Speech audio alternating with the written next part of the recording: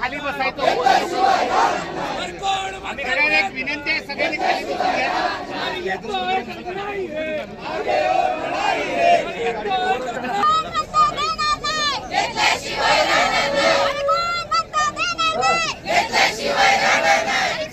थोडं पाठीमागे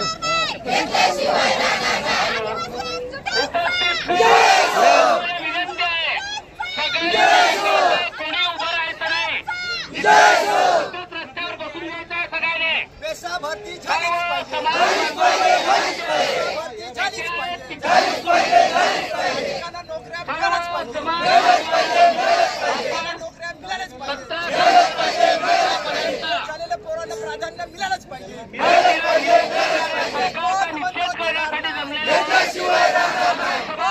विनंती कोणी जिथे असतील तिथे आपण बसून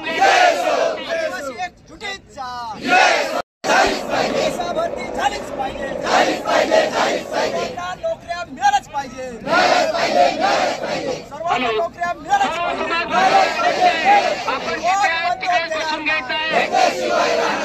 कोण म्हणतो देणार नाही, आदिवासी झुटीचा या खोके सरकारचं करायचं काय? या खोके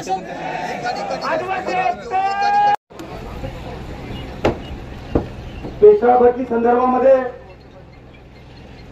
चारोटी इथे जमलेले सर्व माझे तमाम आदिवासी बांधवांना जय जोहार, जय आदिवासी। उपस्थित सर्व मान्यवर सर्वांची नावं घेतली, सर्वांना आपला ओळख आहे। फक्त दुःख एका गोष्टीचं होतंय, मला इथून होतंय। डॉक्टर पराड, किती संख्या आपल्या आदिवासींची पालघर जिल्ह्यामध्ये? 11 लाख आपल्या आदिवासींची संख्या आहे आणि आज आपण इथे किती आहोत? हजाराच्या संख्येने आहोत। ही खंत आहे, परंतु तरी का होईना इथे असलेले सर्व संरक्षण आदिवासी संरक्षण समितीचे सर्व संघटनेचे पदाधिकारी, महाविकास आघाडीचे सर्व नेते, विधानसभेतले माजी सहकारी सुनील भुसावळ साहेब, आम्ही ते तुम्हाला शब्द देतो का जोपर्यंत पालघर जिल्ह्यामध्ये पेशाची भरती होत नाही तोपर्यंत पालघर जिल्हा चालू देणार नाही, हा शब्द तुम्हाला आम्ही देतो। अरे तुम्ही काय म्हणता की आम्ही हायवे रोखला? जर मुख्यमंत्र्यांनी तारीख दिली नाही पेशा भरतीची, जर अंमलबजावणी झाली नाही तर टाळूचा रेल्वे रोखल्याशिवाय ठेवणार नाही आम्ही। कारण तुम्हाला किती केसेस करायच्या आहेत? बिरसा मुंडा, क्रांती सूर्य बिरसा मुंडा यांच्या आम्ही वारस आहोत। पालघर जिल्ह्यामध्ये 1945 ला पहिला शहीद झालेला जेठा गावकरचा आम्ही वारस आहोत, हे विसरून चालणार नाही। पोलीस यंत्रणेला सूचना आहे, तुम्ही कोणीही अंबानी अदानीची मुलं नाहीत, सर्व कामगार शेतकऱ्यांची मुलं आहोत आपण। इथे जमलेल्या कोणत्याही आदिवासी तरुणावर किंवा युवतीवर किंवा कोणत्याही बांधवांवर अशा प्रकारचे मध्ये तुम्ही ते उतरवलं ते सर्व ते काय घेऊन असे तापा अजिबात चालणार नाही, सांगून ठेवतो। तुमच्यासाठी आम्ही लढतो। तुम्हाला पहिली हाफ पॅन्ट होती, फुल पॅन्ट आम्ही आणून दिलेली आहे, चालणार नाही, लढा आमचा चालू राहणार। आता मला समजलं की काहीतरी पालघर जिल्हा कार्यालयावर संपूर्ण महाराष्ट्रातून काही तरुण आलेले आहेत आणि फॉर्म भरतायत की आम्हाला नोकऱ्या मिळतील असं फॉर्म भरतायत। तुम्हाला सर्वांना सूचना देतो, ज्या ज्या गावामध्ये जिल्हा परिषदेची शाळा म्हणा, आश्रमशाळा म्हणा, कोणताही कर्मचारी बाहेर जिल्ह्यातला जर उपस्थित झाला त्वरित आम्हाला फोन करा, त्याला रेल्वे स्टेशन आणि बस डेपो तिकडे दाखवल्याशिवाय ठेवणार नाही आम्ही,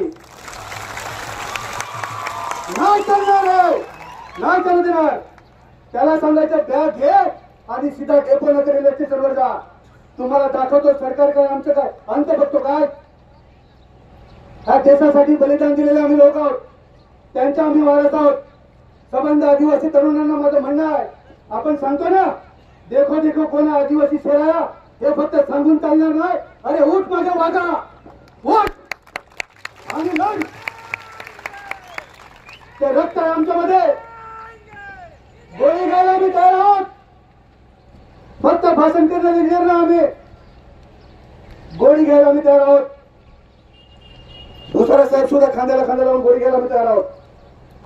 तुम्हाला असे नेते मिळणार नाही. गोळी घेणारे नेते तुम्हाला कदाचित मिळतील. त्याच्यामुळे गोळी घेणाऱ्या नेत्यांना साथ देणार की नाही देणार आपण दिली पाहिजे. मित्र हो, येणाऱ्या काळामध्ये हात दिली जाईल. बघूया, बघू काय ज्याचा सांगितलं ना की एमपीसी युपीसी एक्झाम रस्त्यावर विद्यार्थी उतरले त्यांचा निर्णय बदलून दिला. आम्ही पण तेच करणार आहोत.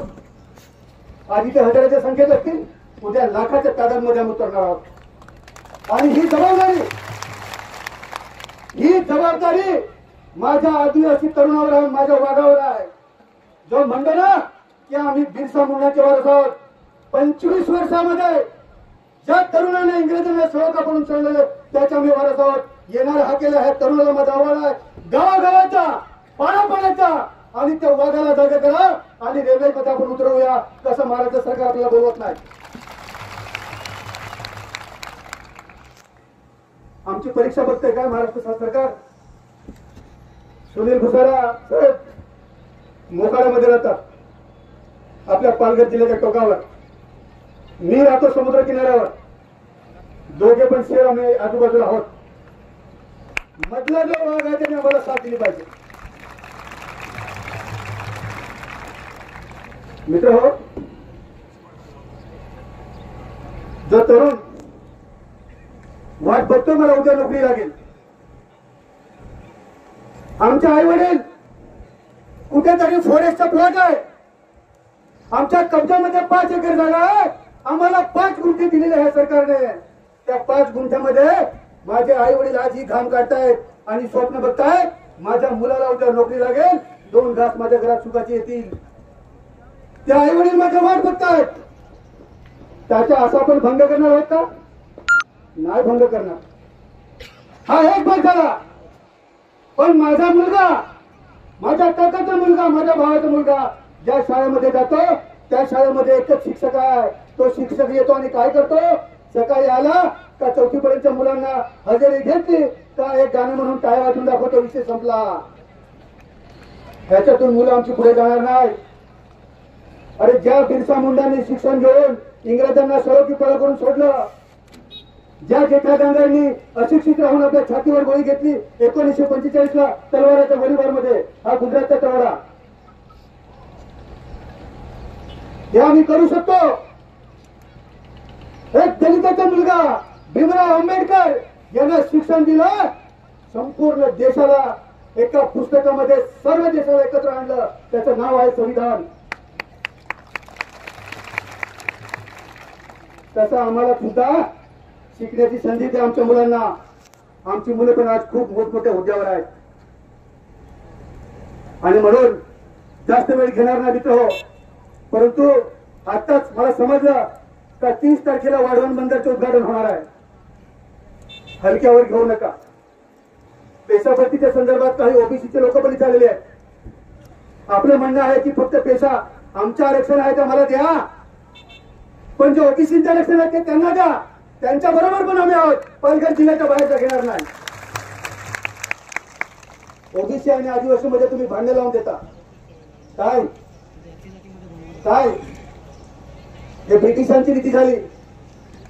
थोडा झोडा आणि राज्य करा. सर्व ओबीसी किंवा बिगर आदिवासी बांधवांना पण मला विनंती आहे की पालघर जिल्ह्यातला जो आहे तो भूमिपुत्र आहे. जेव्हा तुमच्यावर अन्याय होईल तर संपूर्ण ग्रामीण भाग येईल आणि ग्रामीण भागावर अन्याय होईल तर संपूर्ण किनारपट्टी आली पाहिजे. आपण एकत्र झालो पाहिजे, आपण लढलो पाहिजे प्रत्येकाच्या हक्कासाठी. वाढवण बंदराला आज आता हेलिपॅड बनवायला लागलाय.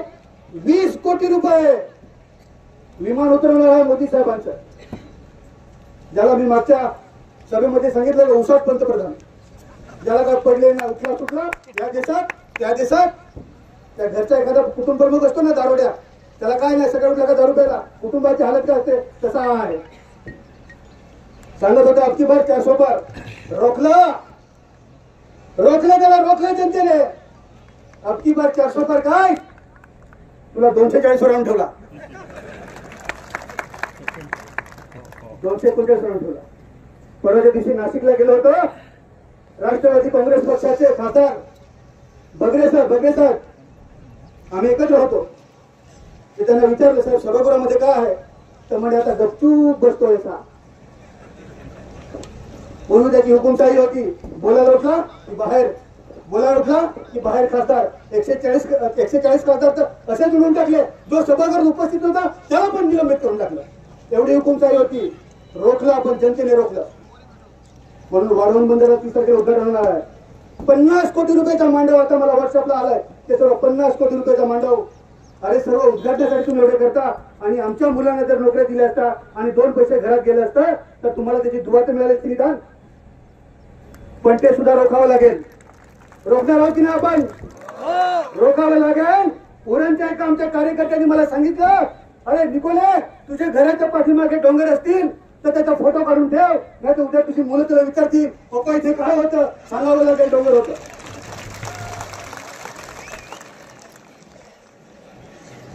सायवनवाले ना, सायवनचे तिकडचे लोक मागच्या वेळेस पण त्यांनी पण सांगितलं, अदानीने मागणी केली सर्व सायवन भागाची, मला पाहिजे. बघा तिकडचं सर्व घेतलं. कुठे आपल्या उंबरगाव गोलवाड पासून तर उंबरगाव पर्यंत 15,000 एकर जागा घेतलेली आहे. आता गृहमंत्री आहेत अमित शहा. काय होईल? यांना मुंबई आणि गुजरात एक करायचं, पालघर जिल्हा ठेवायचा नाही. आणि म्हणून पालघर जिल्हा हा आमचा आहे, आदिवासींचा आहे. तो आम्ही एकत्र होऊ देणार नाही. पालघर जिल्हा आमचा आम्ही कायमस्वरूपी ठेवणार आहोत. ही गाठ आपण इथून बांधणार आहोत. एक शेवटचं उदाहरण देतो. एक मोठा लीडर भारतीय जनता पक्षाचा मोठा लीडर, एक दिवशी माझी भेट झाली, निवडणुका चालू होत्या. एकच उदाहरण देतो, ते सर्वांना लागू पडेल. तुम्हाला सांगतो मित्र, ते जर पाहिलं तर अशा प्रकारची हालत आपली होणार नाही. त्यांना मी विचारलं, जिल्हा परिषदेच्या निवडणुका सुरू होत्या, विचारलं, साहेब तुमचा प्रचार सुद्धा दिसत मला, प्रचाराला गेला पाहिजे, तुमचा प्रचार दिसत नाही. आमचा प्रचार दिसतो. आणि ते त्यांनी आता केलेलं आहे, 2024च्या निवडणुकीमध्ये केलेलं आहे लोकसभेला. म्हणजे काय प्रचार करायची गरज नाही. काय म्हणाला? काय प्रचार करायची गरज नाही. उद्या मतदान आहे, आजच्या रात्री जायची, त्याला कत्तल की रात म्हणतात. त्या रात्री जायचं आणि 200 रुपये दिले तर उद्या सर्व मतं पडणार. आपले आई वडील फार पगार घेत नाही, 100 रुपये मजुरी कुठे काम करतात. कधीतरी माझ्या घरामध्ये आठवड्यातून एकदा चिकन येतं, नाही तर कधीतरी माझी आई 50 रुपयाची बोबील आणते. आणल्यानंतर ते खाल्लं का खरकट उरतं, आणि ते खरकट आपण बाहेर फेकतो, तेव्हा कोण धावत येतं? अरे कोण धावत येतं? ही लायकी आपल्याला दिलेली आहे, ते जरा मनात घ्या आणि इथून पुढे सुधरा. नक्कीच आपण यश मिळवू. यश मिळवल्याशिवाय राहणार नाही. एवढंच बोलून थांबतो. धन्यवाद. जय आदिवासी, जय बिरसा मुंडा, इन्कलाब जिंदाबाद.